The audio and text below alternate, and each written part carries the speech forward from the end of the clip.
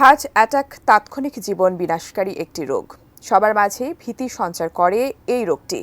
বাংলাদেশে এমন অনেক মানুষ রয়েছেন যারা হার্টের ঝুঁকি নিয়েই জীবনযাপন করে চলেছেন। এক্ষেত্রে অনেকে মনে করেন হার্ট অ্যাটাক হলে সেই মানুষের বাঁচার সম্ভাবনা অনেক কম। আবার অনেকে খুব একটা গুরুত্ব দেন না বিষয়টিকে। তবে এ বিষয়ে সচেতনতা ও প্রয়োজনীয় প্রাথমিক জ্ঞান রক্ষা করতে পারে অনেকের জীবন। হার্ট অ্যাটাক হলে তাৎক্ষণিক যা করতে হবে তা নিয়ে বিস্তারিত জানাচ্ছেন জান্নাতুন নাহার জেরি। দিন দিন বেড়েই যাচ্ছে হার্ট অ্যাটাকে আক্রান্ত রোগীর সংখ্যা। যে কোনো বয়সী মানুষ যে কোনো মুহূর্তে আক্রান্ত হতে পারেন হার্ট অ্যাটাকে। হার্ট অ্যাটাক হলে হৃদযন্ত্রের রক্ত সরবরাহ বন্ধ হয়ে যায়। হার্ট অ্যাটাকের প্রধান লক্ষণ হলো বুকে ব্যথা। তবে সবসময় বুকে ব্যথা হলেই যে হার্ট অ্যাটাক হয়েছে বুঝবেন তাও কিন্তু নয়। অনেকের ক্ষেত্রে হার্ট অ্যাটাকের আগে বুকে ব্যথা নাও হতে পারে। কিছু কম পরিচিত লক্ষণও আছে যা তাৎক্ষণিক হার্ট অ্যাটাকের ইঙ্গিত দেয়। ডিজাইন, এলিগেন্স, বিউটি, সেরা পণ্য সবার জন্য। জেভিকো। স্বাস্থ্য বিশেষজ্ঞদের মতে হার্ট অ্যাটাকের আগে একজন ব্যক্তির মুখ ও ত্বক ফ্যাকাশে, ধূসর ও ঘর্মাক্ত দেখাতে পারে। বমি বমি ভাব অনুভব করতে পারেন বা শ্বাসকষ্ট হতে পারে। উদ্বিগ্ন ও মাথা ঘোরার অনুভূতিরও সৃষ্টি হয় হার্ট অ্যাটাকের আগে।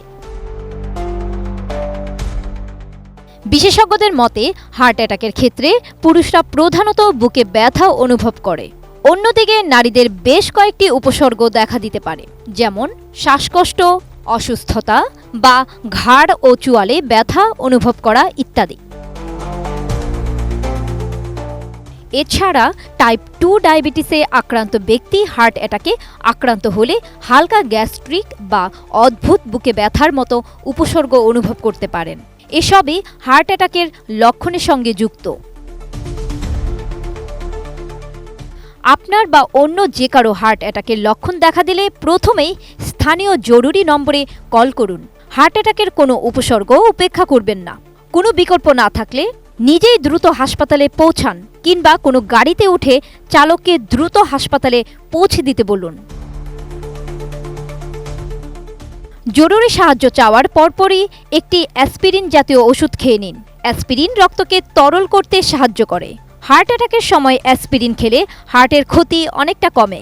তারপরও সতর্ক থাকতে হবে। অ্যালার্জির সমস্যা থাকলে অ্যাসপিরিন জাতীয় ঔষধ খাওয়া যাবে না।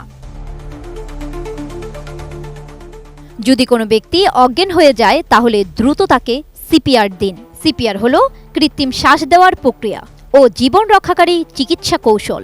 তাহলে তার প্রাণে বাঁচার সম্ভাবনা থাকে। যদি তিনি শ্বাস না নেন কিংবা পালস খুঁজে না পান তাহলে শরীরের রক্ত প্রবাহিত রাখতে সিপিআর দিন বারবার। ব্যক্তির বুকের মাঝখানে জোরে ও দ্রুত ধাক্কা দিন। প্রতি মিনিটে প্রায় 100 থেকে 120 কম্প্রেসার হতে হবে।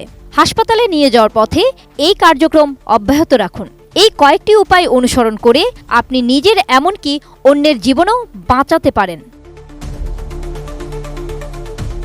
জান্নাতুন নাহার জেরি, ATN নিউজ।